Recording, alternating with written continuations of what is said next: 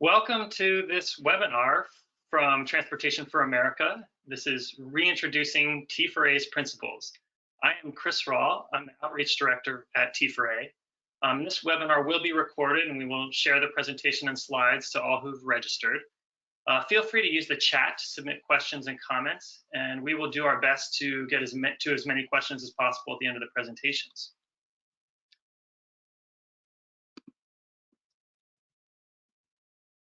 We're about Transportation for America. We're a nonprofit alliance of elected business and civic leaders from communities across the country.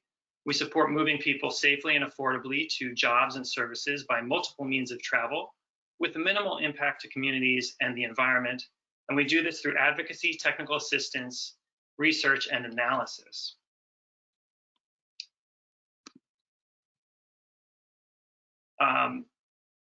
I want to make a quick mention before we get into the presentation that we do have a membership program that's open to public agencies, chambers of commerce, civic organizations, and businesses.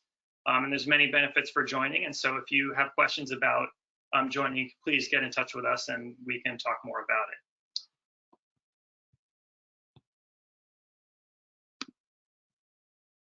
it. For today's presentation, these are the presenters we'll be hearing from: Scott Goldstein, our Policy Director, Beth Osborne, our Director at Transportation for America, and myself, Chris Rawl, the Outreach Director.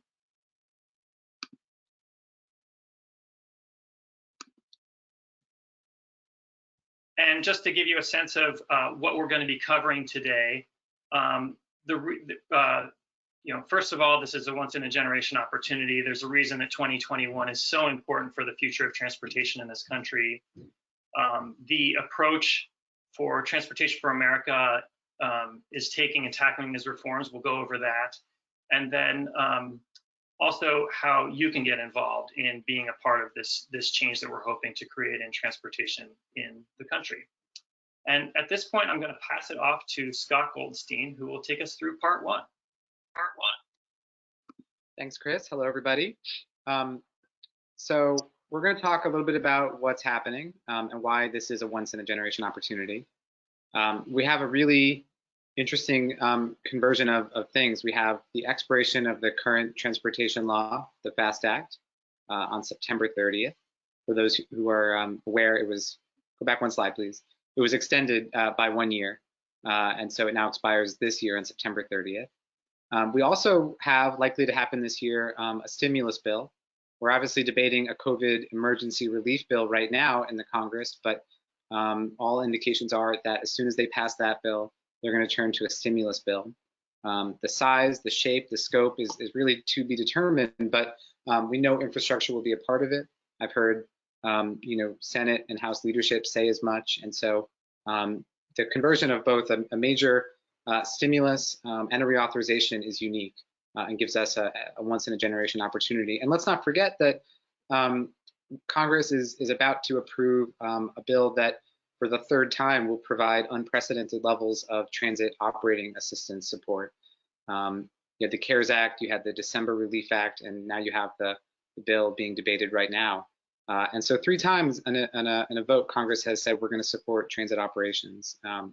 So that I think comes together in a really unique opportunity. Next slide, please. So just to remind everybody of where we've been and hopefully gives us a sense of where we might go. This shows you how we rated the House and Senate proposals from the last Congress.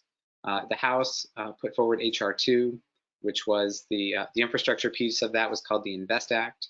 And you can see we felt like it met all 3 of our principles. And Beth is going to talk more about the principles later, but we saw them make meaningful advancements in all 3 of these areas in the House bill. And then beyond that, they did other things like a greenhouse gas performance measure and so much more. On the Senate bill, unfortunately, we didn't see our principles met at all. And we felt like there was a lot of room for growth and moving things forward in the Senate. Next slide, please.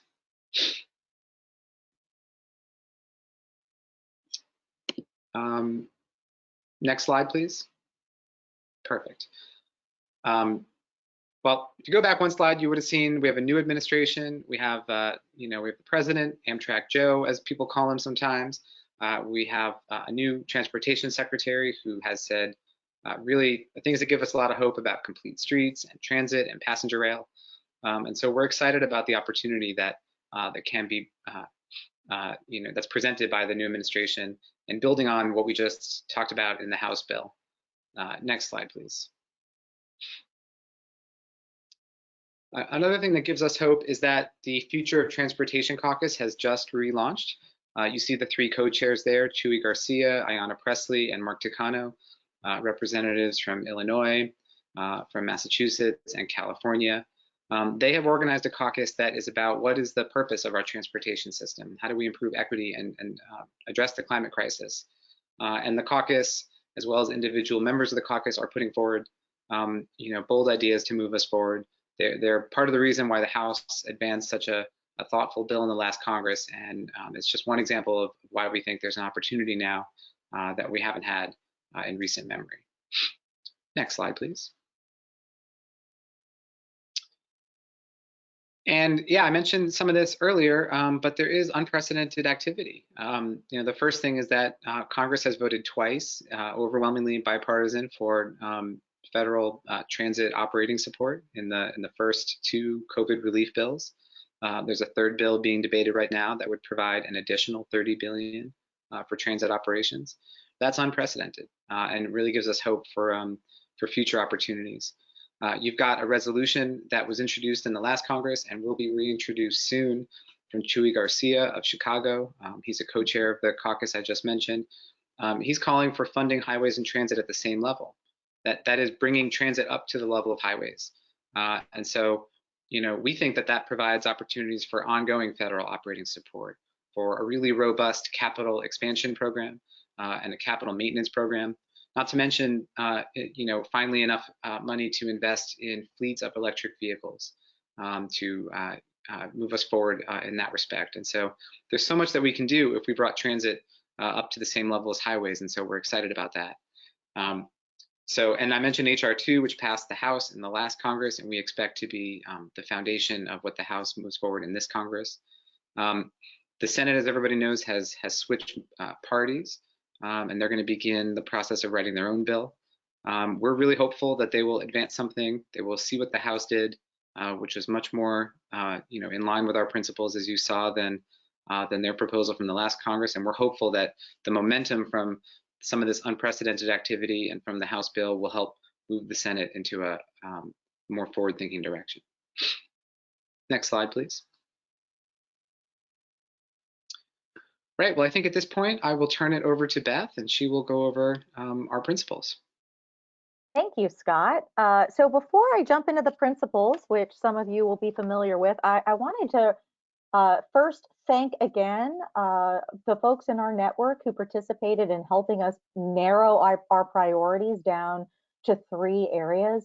I think not only has it been important to organize ourselves as an organization and a coalition, but in terms of setting the tone and the conversation with the policymakers, it's much easier to engage with folks that are talking about 3 main areas than folks who come forward with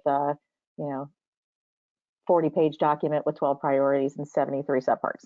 So, and I think sometimes those of us who are ambitious go a little too far in that direction. This has been a great tool, and I think the audience is really ready to hear this in the policymaking community. I also want to thank those in our network that have been so helpful in assisting us in finding ways to bring these principles into various relief bills and talking about how things work on the ground.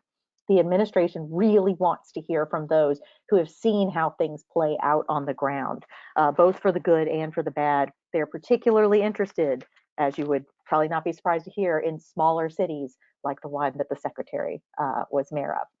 So jumping into those principles,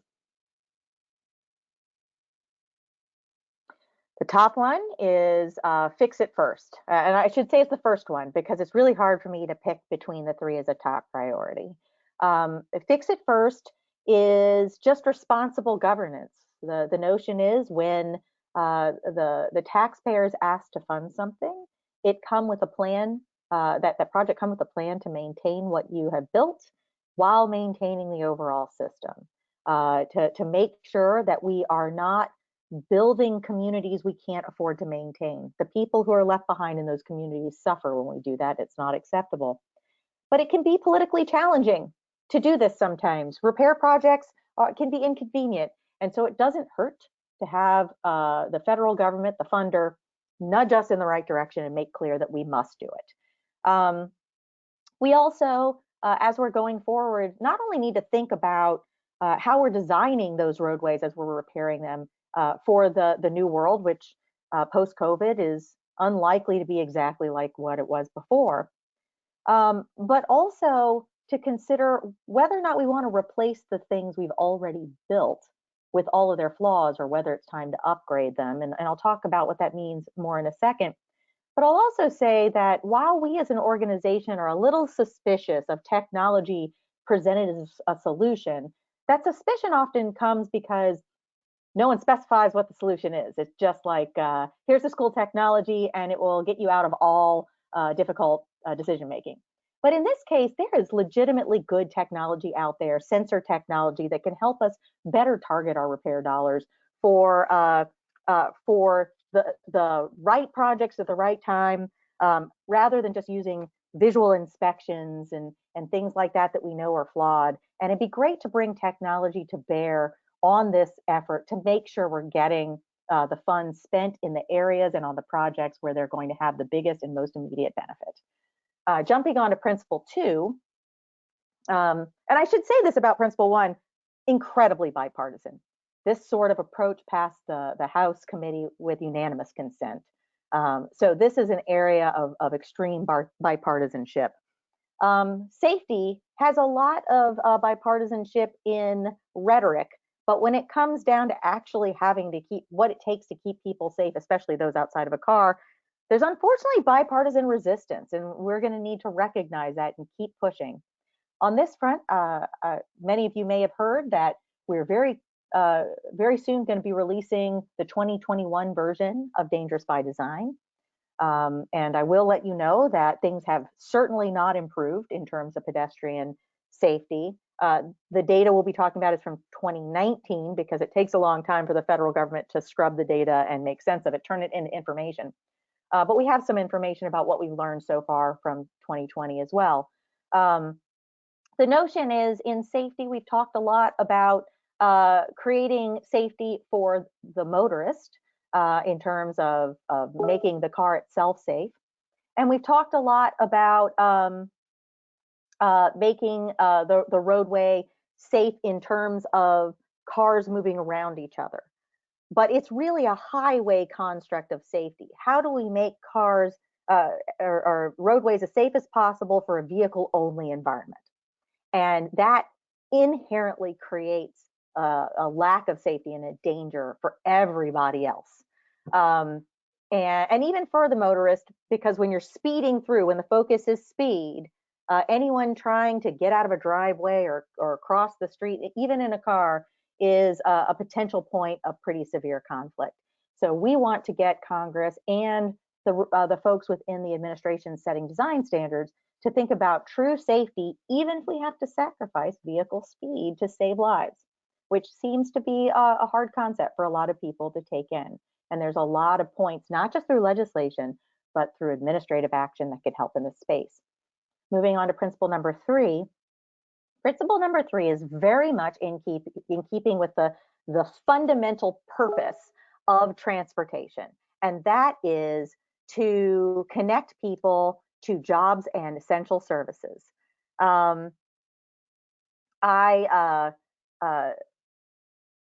have found it very frustrating that we think we're measuring this by showing that vehicles move quickly. But in fact, just because a vehicle moves quickly does not mean that anyone is actually arriving where they need to go safely or conveniently. We don't measure that. This is another place where I'm normally suspicious of technology being a savior, but in this case, we needed a technology solution to figure out how to measure a whole trip, and that technology has been provided. to help the Departments of Transportation and Public Works offices to figure this out.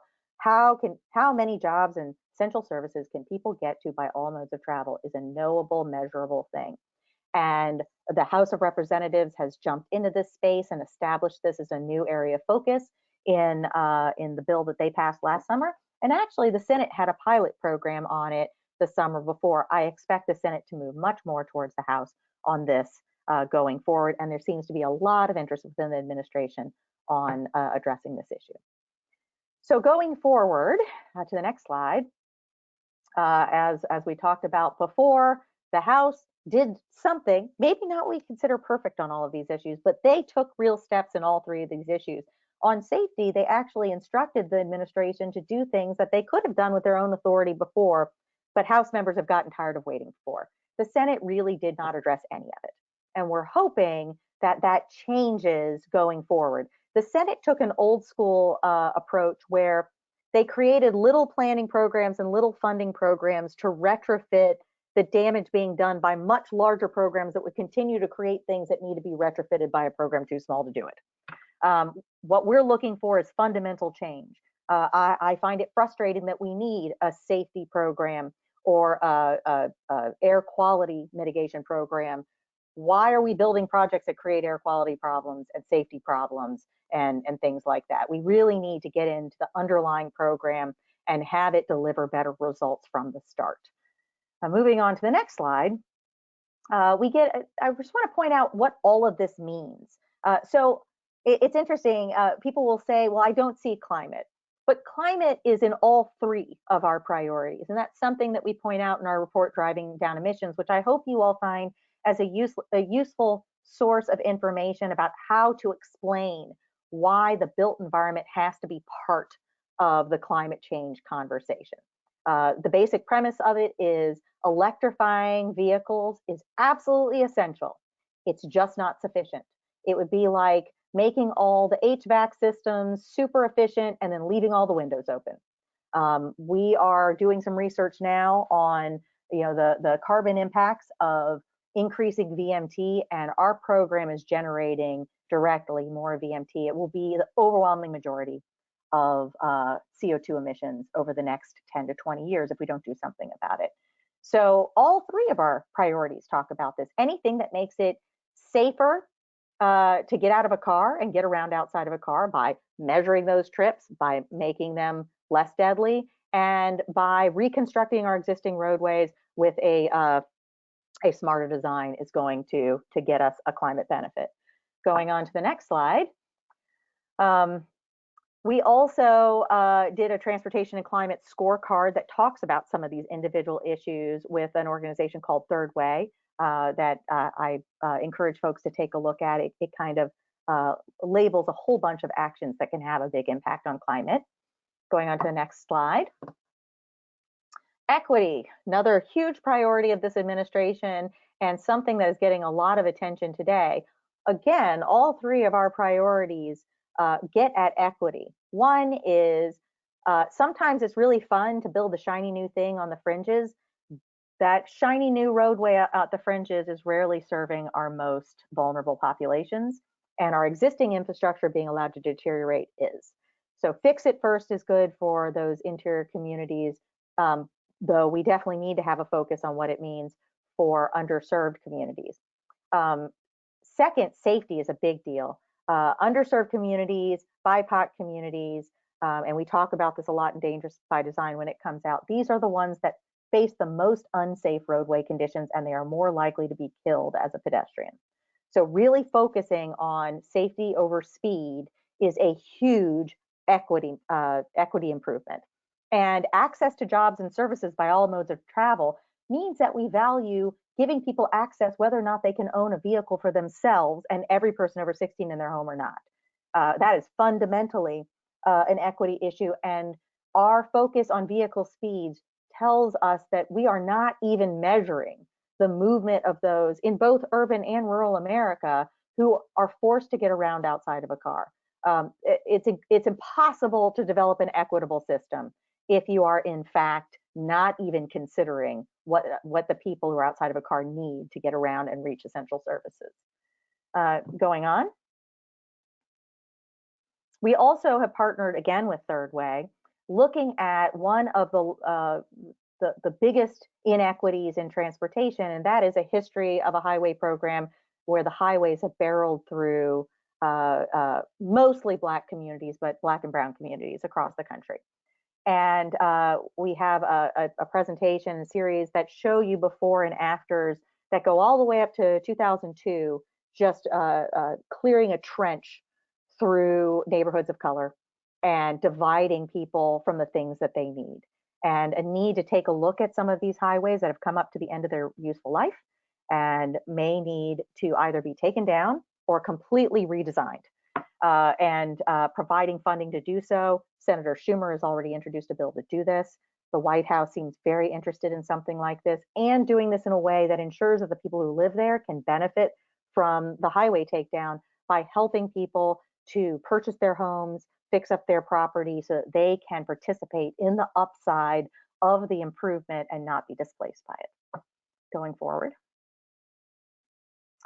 Complete streets, we talked about it within safety. I mentioned that dangerous by design is coming out again. A lot of the safety provisions came straight out of our work with the National Complete Streets Coalition, and their good work for decades now. I will say that Transportation for America and the National Complete Streets Coalition are one big family right now, sharing staff and sharing ideas. And so Complete Streets is at the heart of what we're doing on safety going forward. And transit, Scott mentioned a lot about this. We've been focusing on, several years ago, on making sure transit projects could move forward. We weren't being held up by red tape or just general disdain for transit. We have been fighting very hard to make sure transit got operating assistance. And we are fighting to make sure transit is properly considered in the next stimulus, and that stimulus isn't restricted to an 80-20 split. Even in a reauthorization bill, if that was still sensical, which it's not, it certainly isn't in the stimulus bill. And we're trying to raise the need for a massive effort in order to connect millions more Americans with reliable transit. And obliterate the 80-20 split. We want to bring transit up to the highway spending level. And moving on. And other transportation options. This gets into a lot of what is the same thing as the safety issues. One of the biggest barriers to walking and biking is roadways created with no space and no safety for those walking and biking. One of our most recent successes has been the reintroduction of the Complete Streets Act that was introduced, I believe, just earlier this week by Senator Markey and Representative Cohen. Senator Markey from Massachusetts, Representative Cohen from Tennessee. They've been real leaders on complete streets, and it's this sort of text that we need to see get in. A lot of it's already in the House bill. We need to see it get in the Senate bill. And then moving forward, I believe I'm now handing things over to Chris to finish us off. Thank you, Beth. Yeah, so now we have heard that we have this incredible opportunity this year. A lot of the pieces are in place in terms of leadership and opportunity.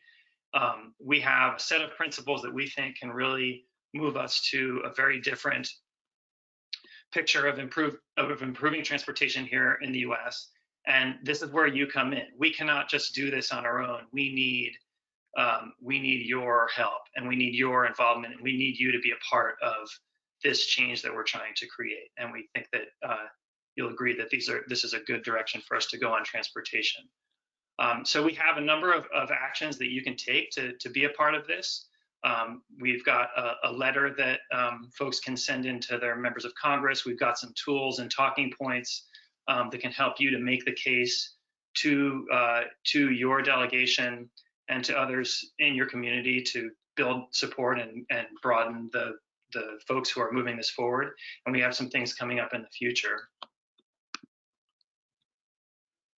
So first of all, there's a template letter that we've developed, and this will be coming to you in the email after tomorrow with other information from the webinar. And the idea here is that we've developed a letter that you can customize from your region to send into your representative and your senators. And it includes links to information such as the state of repair of roads in your state, the situation with pedestrian deaths in your metropolitan area, the situation with population growth and highway expansion and congestion and how those have changed in your region. And so we've got links to that information, and you can really customize and make this and include a story from your community. And that approach is really going to help us to have much more powerful messages to members of Congress so that they can really understand this for their district from you as a person who is a constituent from their district. And so it's a little bit like Mad Libs, and that's why we have the image here of kind of fill it in and make it customized. So that is option number one, or action number one that you can take. Number two, we've got some other resources that can really help you to be engaged on these issues.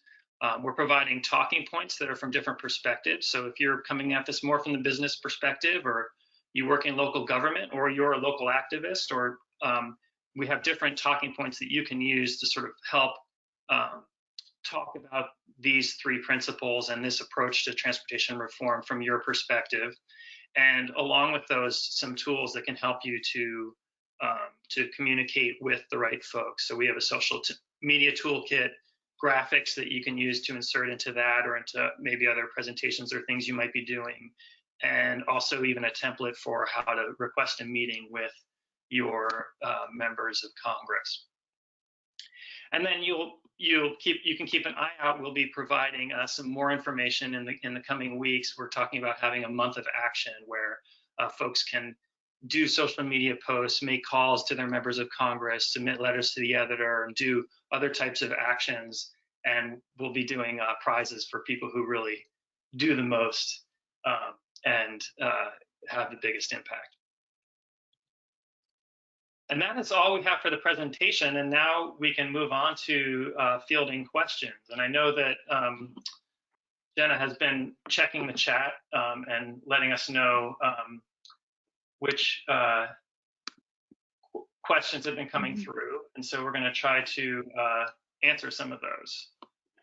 Sure. So hi, everybody. My name is Jenna Fortunati. I'm the Policy and Communications Associate at Transportation for America. So I'm just going to read some of these questions out loud.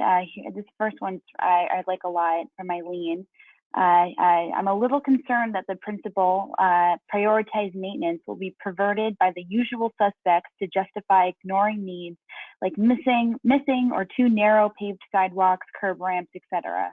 So how can, I guess Eileen's asking, how can we make sure that this principle isn't perverted as a way to ignore important infrastructure improvements? I think, Scott, you have a pretty good answer to this. All right, yeah, great question, Eileen. I think that is a good concern, a reasonable concern, but we hope that and believe it's addressed by our second principle, which is access. So, these things are interrelated. We need to maintain our system, but you're right, we don't need to maintain everything exactly as it is, particularly if it's unsafe. And so we have to, as the president says, build it back better. And that's where the access comes in. We want a system that's organized around improving access for all people by every mode of travel. And when you start looking at the local communities and the types of services and jobs that they have access to and how they have access to that, whether by biking, walking, public transit, driving, or any other means, then you can see, well, part of why they don't have great biking, walking access is because of the curb cuts and other things. And you can make those sorts of improvements because our principle would require improvements in access. So I see Beth has joined in, so she may have something to add there, but I see that question as addressed in the access principle. Well, and the safety principle. I mean, if you replace it and replace it with deadly infrastructure, you haven't addressed that principle very well. I do think it's a really good reminder that we can't walk into these negotiations thinking that we get to trade these different priorities off against each other. This is not, we cannot approach this negotiation the way we too often have in the past, where we're asked for our top priority and we get some things and lose others. If we do fix it first without safety changes, we do not get what we need. If we do safety changes without fix it first or access, we do not get what we need. We're going to have to bring forward all concepts together. We talked in the beginning about when we were first developing these approaches with, is there a way to fit neatly in a couple of words, the whole concept at once? And the answer was it didn't really work and it was confusing. And every way we described it could be misused. So we decided that breaking it down into 3 principles and saying all 3 must be there was the right way to go. And a lot of people in the early days were afraid that we aren't in a world where groups like ours can ask for 3 things. But it turns out that we are in a world where not only can we ask for 3 things, we get to keep making up new things that they need to add. And I think we need to walk into this reauthorization recognizing that.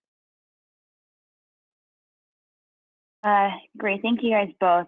Here's another question from Larry. Ignoring the role of land use in both greenhouse gas emissions and safety is a failure to fundamentally understand these issues. How do these principles or the policies in question address land use, which is the underlying factor that determines so much of our mobility woes? Yeah, the way we measure access actually puts land use on the same footing with transportation. And the way we've worked with MPOs and state DOTs to measure access to jobs, and particularly access to non-work destinations, where this tie is even closer and more fundamental, allows folks to look at a land use change, compare it directly to a transportation change, and it usually shows that the land use change is more cost effective. So I think it incorporates land use into transportation engineering for the first time ever. And Virginia is using this as one of their measures. It's under the coordination with land use measure, where they evaluate their new capacity and expansion projects. So the Senate or the House has gone in on this and specifically mentions access to the non-work destination, those essential services like the grocery, banks, schools, medical care, retail, restaurants, those sorts of things. And what's interesting is that measure, bringing land use in so effectively, also gets at CO2 emissions, household transportation costs, VMT, public health outcomes, and a lot of things that have just been kind of yada yada as quality of life. Those things I know when I see, but I can't measure. Now we can measure, quantify, and engineer too. So I have actually 2 questions now about state DOTs. I think one of them is from a different Larry. Can you give us a quick 101 on how US DOTs, how our federal US DOT can get reluctant state DOTs to change behavior? We have another question along this lines too. So people are definitely curious.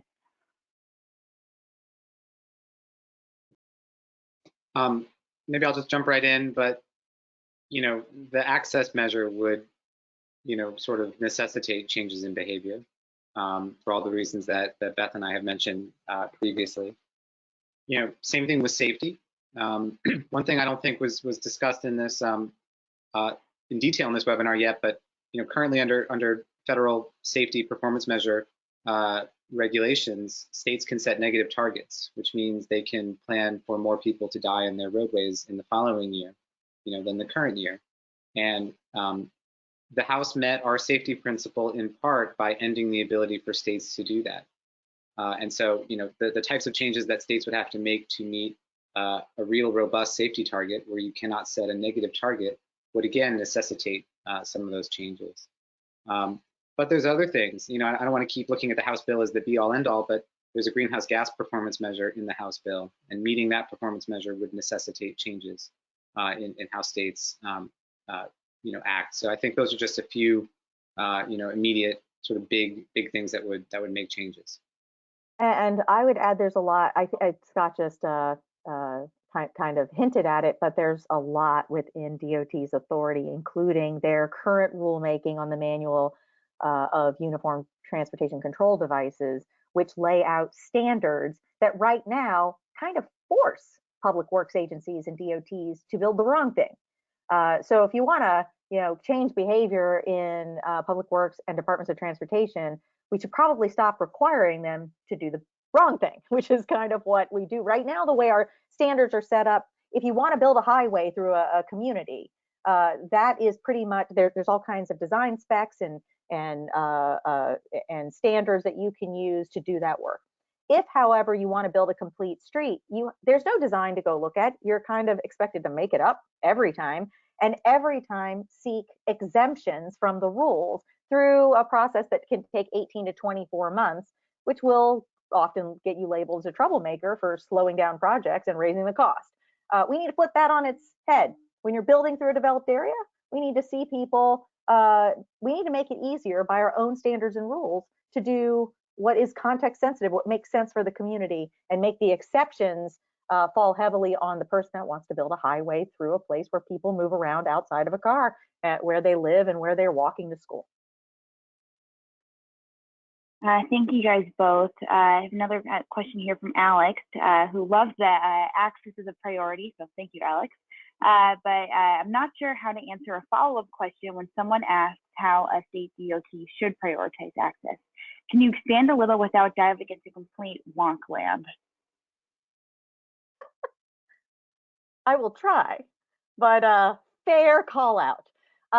Yes, look no further than Virginia's smart scale system. That's exactly what they do. They use it's basically a GIS program that we use like with Google Maps. And it just, the program is set to measure a whole bunch of trips. So when you go into Google Maps and you say restaurants near me, and the map populates all the restaurants near you, and then you check out which one you can get to the fastest and maybe by foot, we can take that exact technology that you all are using every day on your phone and have DOTs use it to determine where you can get to. It's really as simple as that.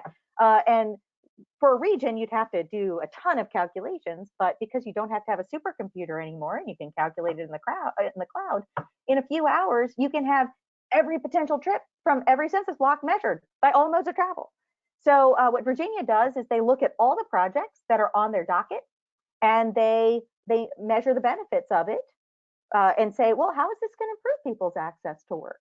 How many new jobs can they reach? How many new banks can they reach? And they have a way of putting a score on that. And then they add that to other priority areas like safety, like economic development. And they add that up and they divide by cost. And the projects that get the best to score go on top. And the projects that do less well go below. And they go until their funding runs out. Simple as that. That's how you incorporate this concept into your to-do list. We've done very similar things in the past. We just only measure delay and vehicle speed. Thank you so much, Beth. I have a couple questions here about advocacy tactics. And some people are a little nervous that letters sometimes get brushed off, or when letters are talking about climate change, that congressional staff kind of, tend to disregard it and consider it as something that we should focus on down the road. So could you guys, with your breadth of, experience as, congressional staffers and then on the advocacy side, talk a little bit about what you find to be, when it comes to transportation, what really, catches staffers' eyes, and how, advocates listening on the phone can make an impact with their representatives. That's such a good question. There's certainly folks for whom climate change has that kind of reaction.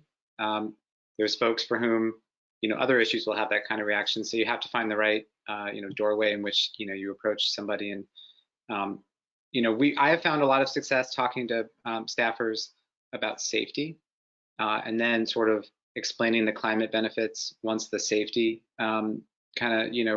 issue has been addressed.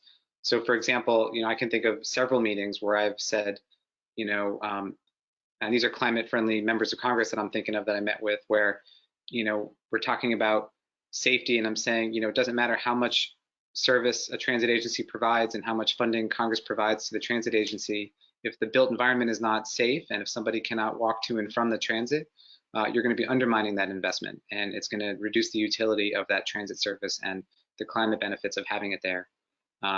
And that point has clicked with countless members who earlier were not thinking about safety as a climate benefit. So, I think there's a lot of different ways, to get there. We also talk a lot about one of the earlier questions that the person asked about land use and dealing with that with regard to climate. We have a whole report that folks on this call are probably familiar with called the Congestion Con. And we've talked about how expanding highways has not worked at solving congestion. But the land use issue is directly associated with that. And so I've actually used, congestion, which is a bipartisan issue. Everybody, would rather not be in congestion, as a way to kind of get at some of those land use issues, and access as a way to get at some of those land use issues without directly, going into, an overt discussion of climate change. So I think it really depends on the audience, and there's multiple ways, and we're happy to help if there's a particular Congress member or senator that you're thinking of approaching. We're happy to help work with you to think about the best way to approach him or her. So this is probably going to be our last question. I have a comment here from Barry that I think is important to address. Barry says that principle number 2, which is our design for safety over speed principle, is going to be the toughest task. Society is programmed to go everywhere fast, and slowing down, if possible, is going to take years of transition. So I'd love to hear you guys address that. In a way, we are used to going everywhere fast, except for I hear that people are frustrated by congestion that always slows them down. So I don't know if I think we are used to feeling like there is a universe where we might be able to go fast, but we're expecting that we'll be slowed down by the congestion caused by it. I think what we really need to do is remind people that they're really not going anywhere fast, that their trips are inconvenient, that their trips aren't being considered. I think about that roadway that we've all seen where there are no left-hand turns signs all the way down the corridor. Of course, that is because when you're measuring the speed on the corridor, if someone slows down to take a turn, that messes up your data. It messes up your statistics. Now, if you're a person who actually has to get somewhere, not being able to turn when you need to is not very helpful, whether or not it provides good engineering statistics or not. So a lot of it is understanding that people don't like change. And there's a very good reason. Throughout human history, change has been a scary thing and generally led to very unsafe things. So it's okay to be scared of change. But if we remind people that they actually don't like the current system, and there's almost nothing people complain more than about how difficult their commutes are and all of the difficulty getting around, even in a car, even on these big highways, we might be able to remind them that they're not happy and they want it to change. And so I think, helping people to establish what they're already unhappy with and how these changes will help them address that by getting short trips out of their way, for example, it is a good start. I mean, I can still think of living in Baton Rouge, Louisiana, and having to get in my car to go just down the block to the grocery store, and how hard it was to get into traffic and get back out of traffic. And all I can think is, wouldn't it have been great if I could just walk down the block as opposed to, messing up the traffic for all the people going through. I think that there's a way to remind people that they don't like what we have, and therefore the change will not be as terrible as they initially think. Great. Thank you guys so much. And thank you, everyone for attending today. I just want to reiterate in that the follow-up email that you'll receive tomorrow will have some more information about all of the advocacy tools that we're supplying and also the month of action. So yeah, thank you. Thank everyone. Thank you all so much for coming. Do the three of you have any final thoughts? Great. Well, everyone, thanks so much. We'll be sending the slides, our advocacy tools, including our template reauthorization letter that we would love for you to send to your members of Congress, a social media toolkit, graphics, and some more supplies. It'll be in your inbox tomorrow. Again, thank you so much for coming. I hope you guys have a great rest of your day. Bye.